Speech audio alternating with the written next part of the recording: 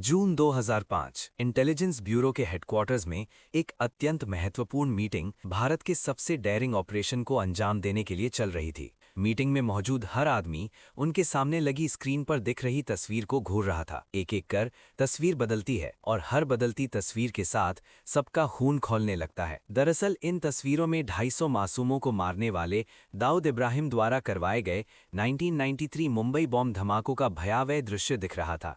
इन तस्वीरों के बाद एक शादी का कार्ड स्क्रीन पर दिखाई देने लगता है, जिसे सभी अचंभे से देखने लगते हैं। कोई कुछ समझता तभी एक अफसर सबको बताता है कि दाऊद की बेटी मारू की शादी का रिसेप्शन 23 जुलाई को दुबई के ग्रैंड हयात होटल में होने वाला है। वो आगे अपने साथियों को बताता है कि भारत के सबसे बड़े दुश्मन को खत्म करने का ये सबसे सही मौका है। कमरे में मौजूद हर अफसर इससे सहमत हो जाता है और दुबई में घुसकर दाऊद को मारने का फैसला ले लिया जाता है।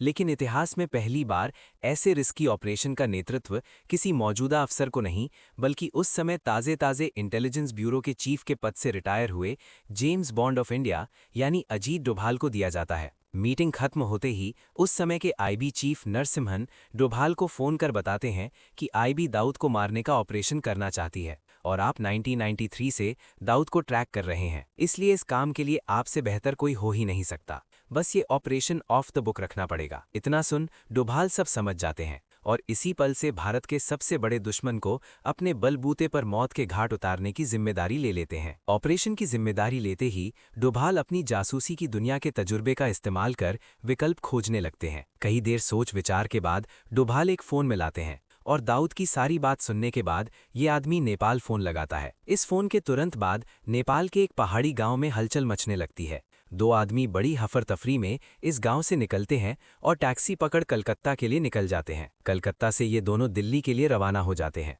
दिल्ली पहुंचते ही ये और किसी से नहीं बल्कि अजीत डोभाल से मिलने जाते हैं। दोस्तों, ये दो आदमी और कुछ नहीं बल्कि दाऊद को मौत के घाट उतारने के लिए डोभाल ने बुलाए थे। ताजुब की बात यह है कि दोनों आदमी कोई जासूस या फौजी नहीं बल्कि भारत से भागे हुए दो कुख्यात गैंगस्टर्स विक्की मल्होत्रा और फरीद तनासा है। आखिर गैंगस्टर्स को सलाखों के पीछे डालने वाले डोभाल आज खुद क्यों इन दोनों के साथ हाथ मिला लेते हैं, ये जानने के लिए हमें दाऊद के गैंगस्टर बनने की कहानी जाननी होगी। साथ ही वो अनोखा किस्सा भी जानना होगा जो आगे चल के उसकी मौत और डोभाल का गैंगस्टर से हाथ मिलाने का कारण बनेगा। 1955 में महाराष्ट्र के कोंकण इलाके में दाऊद इब्राहिम कसकर का जन्म होता है। दाऊद बचपन में ही स्कूल छोड़ छोटी मोटी चोरी चकारी करने लगा था। 1970 तक उसका क्राइम की दुनिया में इतना इंटरेस्ट बढ़ गया था कि वो बासु दादा नाम के बंदे की गैंग से जुड़ जाता है। कुछ साल अंडरवर्ल्ड की दुनिया को समझने के बाद 1970 के अंत तक दाऊद अपने भाई साबिर इब्राहिम कसकर के साथ मिलके डी कंपनी नाम की गैंग बना लेता है। डी कंपनी अपने शुरुआती दिनों से ही बड़े बड़े कलाकारों से वसूली, गुजरात के जरिए मुंबई से गोल्ड स्मगलिंग और पाकिस्तान से हेरोइन का नशा मुंबई की गलियों तक पहुंचाने लगी थी। डी कंपनी देखते ही देखते अंडरवर्ल्ड की दुनिया में अपनी मजबूत पकड़ बना लेती है और ये बात उस समय मुंबई के खतरनाक डॉन करीम लाला को हरगिज हजम नहीं हुई। करीम लाला जो पठान गैंग का हेड था, वो कैसे भी कर डी कंपनी को रास्ते से साफ करना चाहता था। इसी के चलते 1981 में पठान गैंग के आदमी दाऊद के भाई साबिर की हत्या कर देते हैं। इसके बाद मुंबई अंडरवर्ल्ड एक अलग ही रूप ले लेता है। दाऊद अब कैसे भी कर पठान गैंग का खात्मा करना चाहता था और पठान गैंग दाऊद को मार गिराना चाहती थी। एक तरफ ये चल रहा था, दूसरी तरफ एक राजेंद्र निकलजे नाम का नौजवान डी कंपनी का हिस्सा बनता है। फिर आता है साल 1986 जो सब बदल के रख देता है। दाऊद पठान गैंग के समद खान को मार गिराता है, जिस कारण मुंबई पुलिस हाथ धो के उसके पीछे पड़ जाती है। इसी कारण दाऊद भारत छोड़ दुबई भाग जाता है। उसके पीछे से भारत में राजेंद्र दाऊद के सारे काली कारनामों को संभालने लगता है और अपनी ईमानदारी के चलते दाऊद का राइट हैंड बन जाता है। इस समय तक राजेंद्र को अंडरवर्ल्ड की दुनिया में छोटा राजन कहा जाने लगा था। छोटा राजन ने डी कंपनी को अलग ही ऊंचाइयों पे पहुंचा दिया, लेकिन डी कंपनी में एक शकील नाम का गैंगस्टर भी दाऊद का करीबी बनता जा रहा था। शकील और छोटा राजन के बीच मानो एक रेस चल रही थी कि कौन दाऊद का सबसे करीबी बन पाएगा। इनकी ये खींचतान एक गहरी दुश्मनी का रूप ले लेती है और 1990 की शुरुआत में शकील छोटा राजन पे जानलेवा हमला करवा देता है, लेकिन तब भी दाऊद शकील को अपना करीबी बना के रखता है। इसी कारण दाऊद और छोटा राजन के बीच दूरियां बढ़ने लगती हैं। फाइनली साल 1993 में दाऊद पाकिस्तान के साथ मिलकर मुंबई में बॉम्ब धमाके करवाता है। इसके बाद तो छोटा राजन दाऊद को एक गद्दार और आतंकवादी घोषित करके खुद को उससे अलग कर लेता है। साथ ही वो ऐलान करता है कि वो धमाकों में मारे गए लोगों का बदला दाऊद को मारकर जरूर लेगा। इस पल से अंडरवर्ल्ड की सबसे खतरनाक दुश्मनी शुरू हो जाती है। साल 2000 में दाऊद की आदमी छोटा राजन पे बैंकॉक में बहुत खतरनाक हमला करते हैं। छोटा राजन बच तो जाता है, लेकिन तब से उसकी जिंदगी का सिर्फ एक मकसद बन जाता है, दाऊद को कैसे भी कर मौत के घाट उतारना। वो कहते हैं ना, दुश्मन का दुश्मन हमारा दोस्त होता है। डोभाल इन दोनों की दुश्मनी का फायदा उठाने का सोचते हैं, और इसलिए डोभाल ने उस दिन वो फोन छोटा राजन को किया था, और दाऊद को मारने की बात सुन वो भी अपने बेस्ट शूटर्स तुरंत दिल्ली भिजवा देता है। छोटा राजन के शूटर्स का उपयोग करने से डोभाल दोहरी चाल खेलते हैं। एक तो इन दोनों शूटर्स को सूडान के पासपोर्ट पर दुबई भेजा जाएगा, जिससे भारत सरकार पर कोई भी शक की सुई नहीं घूमेगी। दूसरा, गैंगस्टर्स द्वारा दाऊद को मारना सिर्फ दो गैंग्स की दुश्मनी लगेगी। 1 जुलाई 2005 दिल्ली पहुंचते ही डोभाल इन दोनों को एक सीक्रेट लोकेशन पर ले जाते हैं। यहां इन्हें बताया जाता है कि 23 जुलाई को दाऊद की बेटी का दुबई के ग्रैंड हयात होटल में रिसेप्शन है। तुम दोनों को सूडान के नागरिक बनाकर दुबई भेजा जाएगा। होटल के बिल्कुल सामने वाली बिल्डिंग से तुम्हें क्लियर शॉट मिल जाएगा। लेकिन दाऊद एक बार होटल में घुस गया तो हम चाह के भी कुछ नहीं कर सकते, इसलिए तुम्हें मेन गेट पर ही उसे मार गिराना होगा। ये सब बताने के बाद इन दोनों शूटर्स की 3 हफ्ते की ट्रेनिंग चलती है, जिसमें उन्हें होटल का नक्शा समझाया जाता है, स्नाइपर से निशाना लगाने की ट्रेनिंग दी जाती है, और दाऊद को मारने के बाद एग्जिट रूट का रास्ता समझाया जाता है। इधर डोभाल ने प्लान समझाना शुरू किया ही था कि उधर मुंबई पुलिस दिल्ली पहुंचकर होटल की तरफ निकल जाती है। होटल पहुंचते ही ये अपने आई कार्ड चमकाते हुए रिसेप्शन पे बैठी लड़की से दोनों शूटर्स का नाम बता उनके कमरे का नंबर पूछते हैं। इन्हें बताया जाता है कि ये दोनों 5वें फ्लोर पे ठहरे हैं, और मुंबई पुलिस तुरंत इन्हें पकड़ने के लिए निकल पड़ती है।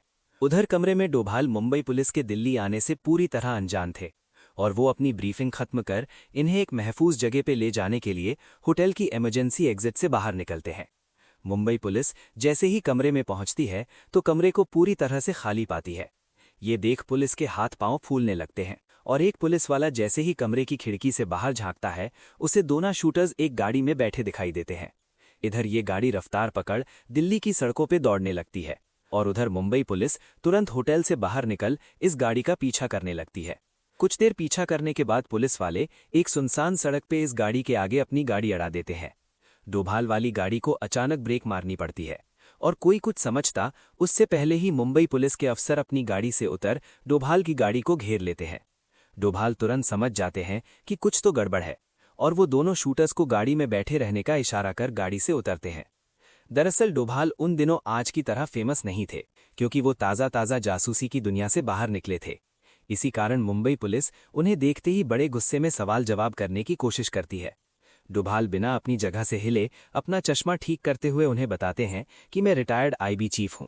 इतना सुन मुंबई पुलिस थोड़ा शांत हो जाती है, और डोभाल को बताती है कि गाड़ी में बैठे दोनों आदमी गैंगस्टर्स हैं, इसलिए हम उन्हें गिरफ्तार करने आए हैं।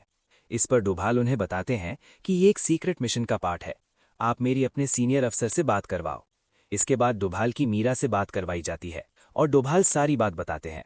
पहले तो मीरा ये बात मानने को तैयार नहीं थी कि इतना सीनियर आईपीएस गैंगस्टर के साथ क्या कर रहा है, ये पक्का झूठ बोल रहा है। इसलिए वो डोभाल से उनके मुंबई पुलिस के बैचमेट्स का नाम पूछती है, जो डोभाल तुरंत बता देते हैं। मीरा को अब भी विश्वास नहीं होता, इसलिए वो आईबी की मुंबई ब्रांच में एक ऑपरेशन के बारे में पूछती है। ये ऑपरेशन इतना गुप्त था कि उन्हें भी इसकी कोई खबर नहीं थी, इसलिए वो मीरा को ऐसे किसी ऑपरेशन के होने की बात को मना कर देते हैं। इतना सुन मीरा तुरंत अपने अफसर को दोनों गैंगस्टर्स को अरेस्ट करने का आदेश दे देती है। अपने ही देश की पुलिस के हाथों अपना ये ऑपरेशन ऐसे खराब होता देख डोभाल भी अपना आपा खोने लगते हैं, और वो तुरंत दिल्ली पुलिस कंट्रोल रूम में फ़ोन मिला मदद बुला लेते हैं। डोभाल के एक फ़ोन पे तुरंत दिल्ली पुलिस की कई गाड़ियां मौके पे पहुंच जाती हैं, लेकिन इस समय तक ये मुद्दा बवाल बन चुका था, इसलिए मीडिया भी तुरंत ही पहुंच जाती है। फटाफट खबर लीक हो जाती है कि डोभाल छोटा राजन के गुंडों के साथ काम कर रहे हैं। मजबूरन डोभाल को मुंबई पुलिस को ये गैंगस्टर्स सौंपने पड़ते हैं। हालांकि बाद में जब डोभाल से इससे रिलेटेड सवाल पूछा जाता है तो वो भारत सरकार की बदनामी ना हो इसलिए वो साफ कहते हैं कि मैं तो उस वक्त घर में टीवी देख रहा था। डोभाल और भारत सरकार तो बदनाम होने से बच जाती है, लेकिन मुंबई पुलिस की लापरवाही के कारण हम दाऊद को मारने से चूक जाते हैं। 2015 में बीजेपी लीडर आरके सिंह ने इंडिया टुडे को एक इंटरव्यू में बताया कि बहुत सालों तक मुंबई पुलिस के अफसर दाऊद के पैरोल पे काम करते रहे हैं। दोस्तों, आज तक ऐसा कहा जाता है कि डोभाल के इस प्लान को नाकामयाब बनाने में मुंबई पुलिस में छुपे दाऊद के गुर्गों का हाथ था। आप कमेंट में बताइए आपको क्या लगता है। बाकी दोस्तों, अगर आपको ये जानना है कि कैसे दाऊद ने पाकिस्तान के साथ मिलकर 1993 बॉम्ब धमाकों को